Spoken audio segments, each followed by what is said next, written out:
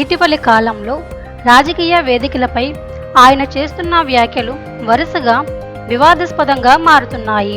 మంత్రి నారా లోకేష్పై అక్కా బావ కానివాడు అనే వ్యాఖ్యలు కూడా అదే క్రమంలో తీవ్ర దుమారము రేపాయి. వైఎస్ఆర్ కాంగ్రెస్ పార్టీకి చెందిన అధికార ప్రతినిధిగా ఉన్నప్పటికీ మాధవ్ వ్యాఖ్యలు పార్టీకి ప్రమాదకరంగా మారేలా కనిపిస్తున్నాయి. ముఖ్యంగా వైఎస్ జగన్ సతీమణిపై అనుచిత వ్యాఖ్యలు చేసిన వ్యక్తిని పోలీసులు అరెస్టు చేసి తీసుకువెళ్తుండగా మాధవ్ చేసిన హల్చల్ పట్ల పోలీసులు దృష్టి సారించారు. ప్రస్తుతం లోకేష్పై చేసిన వ్యాఖ్యలతో కూడిన ప్రెస్ మీట్ను కూడా పోలీస్ శాఖ గమనించింది.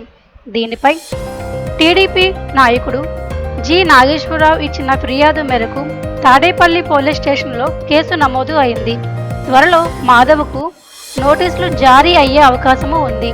ఇవన్నీ చూస్తే రాజకీయంగా గోరంట్ల మాధవ్కు వరుసగా ఎదురుదెబ్బలు తగులుతున్నట్లే కనిపిస్తుంది.